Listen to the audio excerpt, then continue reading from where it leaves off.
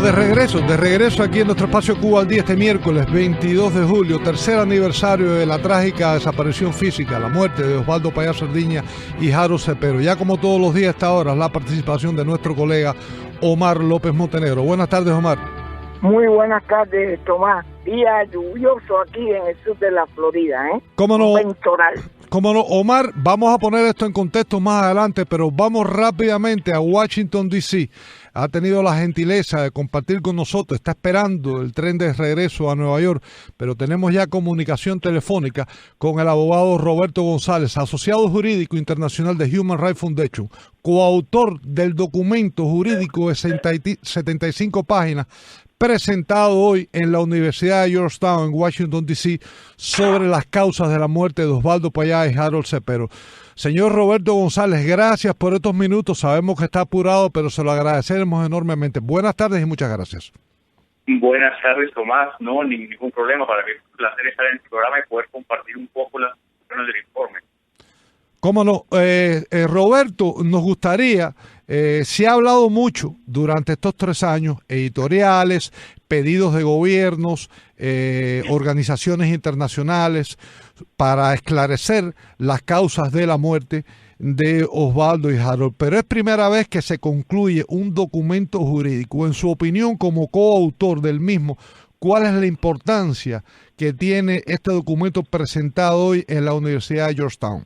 Creo que la importancia radica en que es el primer documento jurídico de investigación exhaustiva que recopila de manera sistemática la evidencia disponible al público, ¿no? La evidencia que está disponible en la información pública sobre la muerte de Osvaldo Payá y de Harold Cepero. Osvaldo Payá fue uno de los líderes más importantes, uno de los líderes democráticos más importantes de Cuba de los últimos 25 años.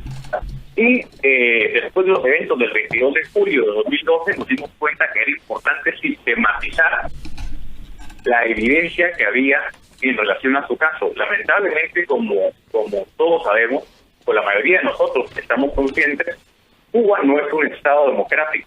Cuba es una dictadura totalitaria, es la única dictadura totalitaria que existe en el hemisferio occidental. Y lamentablemente para nosotros, como una organización de derechos humanos, ha sido muy, muy difícil tratar de obtener información que nos guíe a tratar de llegar a una conclusión. En Cuba, por ejemplo, nadie ha podido obtener el expediente del caso Carromero. Lo único que obtuvo Ángel Carromero, que fue el conductor del vehículo en el suceso del 22 de julio, lo único que tiene él en sus manos es la sentencia de 15 páginas. Entonces, la importancia de este informe es que sistematiza de manera cronológica la información que fue saliendo durante los días y meses posteriores a la muerte de Osvaldo Payá y de Harold Cepero. De hecho, entre la información que recopila el informe están declaraciones de testigos, hay evidencia física, hay análisis de expertos. Por ejemplo, el físico Francisco Müller de la Universidad Internacional de la Florida hace pocos meses realizó un informe físico que de manera científica desmiente la versión oficial del gobierno cubano en el sentido de la trayectoria que tomó el vehículo el 22 de julio. A través de ciencia física demostró que la versión presentada por el gobierno cubano no podía ser reproducida de manera científica. Entonces, este informe lo que trata es de recopilar toda esa información, las declaraciones de Rosa María Payá, de Ángel Carromero, las pocas que ha dado James Aaron Modi, y la evidencia que ha surgido durante los meses, y contrastar esa evidencia con estándares básicos de derecho internacional de derechos humanos. En este caso, el derecho al debido proceso legal, que involucra el derecho al acceso a un abogado, el derecho a presentar pruebas en un juicio, el derecho a tener un abogado independiente, ¿no? En este caso, un abogado que no forme parte de los juicios centralizados otorgados por el Estado, el derecho a producir pruebas para demostrar que sos inocente. Es decir, estos estándares básicos de debido proceso legal fueron absolutamente violados por el gobierno cubano, y existe un gran vacío en cuanto a qué fue lo que realmente sucedió el 22 de julio del 2012. Nuestra conclusión del informe, y si querés, quiero ser textual en esto porque es muy precisa, te la leo, es que el 22 de julio del 2012, Osvaldo Payá y Carlos Tepero murieron en circunstancias cuyo esclarecimiento ha sido activamente impedido por el Estado cubano. Las autoridades del régimen cubano, a través de numerosas violaciones de las normas básicas del debido proceso legal que están orientadas hacia la búsqueda de la verdad sobre los hechos en controversia, han impedido deliberadamente este esclarecimiento.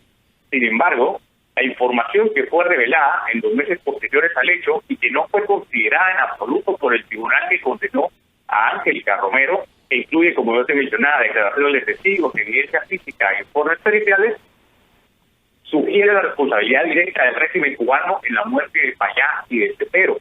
Específicamente, la evidencia que hemos recabado en este informe y que fue excluida de manera deliberada apunta a que los hechos ocurridos el 22 de julio no fueron un accidente como las autoridades cubanas han manifestado en los medios oficiales, sino que fueron el resultado de un hecho automovilístico provocado deliberadamente por agentes del Estado, uno, con la intención de asesinar a Osvaldo Payá y a los pasajeros del vehículo, dos, con la intención de causarles graves lesiones corporales, o tres, que fue realizado de manera negligente y o aviesa por la vida del activista y por las personas que ocupaban en ese carro. Es decir, la información que fue revelada y que hemos compilado durante los meses y años posteriores a la muerte sugiere que efectivamente la versión del gobierno cubano es tan contradictoria y está tan llena de vacíos en cuanto a hechos de evidencia que no es verificable y es contradictoria. Y en cambio la evidencia legítima sugiere que lo que pasó ahí no fue un accidente, sino que fue un hecho automovilístico en el cual se trató o de lesionar o de asesinar a Osvaldo Payá. González, me gustaría hacer una pregunta tal vez que muchos de nuestros oyentes pues a lo mejor la tienen en la mente. ¿Qué avenidas legales puede abrir este informe? ¿Cómo puede servir de herramienta para finalmente esclarecer estas muertes o por lo menos pues hacer presión para iniciar una investigación dentro de Cuba de forma independiente? Correcto. Este informe lo que pretende ser es efectivamente, como vos dijiste, es la herramienta, es el martillo que vamos a utilizar a nivel internacional para exponer el caso de la muerte de Osvaldo Payá, que es un caso paradigmático en la historia del hemisferio occidental. Osvaldo Payá era el líder de la oposición democrática cubana que podía ayudar a una transición. Lamentablemente ya no está entre nosotros. El informe pretendemos presentarlo ante el Consejo de Derechos Humanos de la ONU, ante el relator especial de Naciones Unidas para las instituciones extrajudiciales, sumarias y arbitrarias. También pretendemos tener una audiencia temática ante la Comisión Interamericana. Es decir, vamos a tratar de ponerlo en las manos de los actores internacionales más importantes para que ellos se puedan referir al tema y que sustenten su cuestionamiento al Estado cubano en base a un documento sistemático que prueba las múltiples violaciones y que sugiere que sugiere el asesinato de Osvaldo Payá. Roberto, una pregunta. Esta avenida jurídica ya perfectamente establecida, ¿puede conducir finalmente a una demanda en su momento apropiado contra el gobierno cubano? A nivel internacional lo que hay son órganos judiciales y semijudiciales. En el caso de los órganos semijudiciales, como son los relatores especiales o el Consejo de Derechos Humanos, lo que se pretende es obtener una declaración de sanción y de condena en contra del Estado cubano. Y en el caso de algunas avenidas judiciales a nivel internacional, se podría pensar en una sentencia en contra del Estado cubano. Lamentablemente, ya que el Estado cubano es una dictadura, incluso con sentencias y opiniones condenatorias, es poco probable que el Estado cubano realice una investigación internacional o una investigación nacional independiente que permita averiguar qué fue lo que pasó el 22 de julio. Sin embargo, consideramos que este documento es, uno, un testimonio histórico de lo que pasó, y dos, creo que es un instrumento importante para poder generar presión al gobierno cubano, especialmente en el contexto de la reanudación de relaciones bilaterales entre Estados Unidos y Cuba. Licenciado, le damos las gracias por estos minutos. Sabemos que tiene que coger el tren de regreso a Nueva York. 1 millón de gracias. Correcto.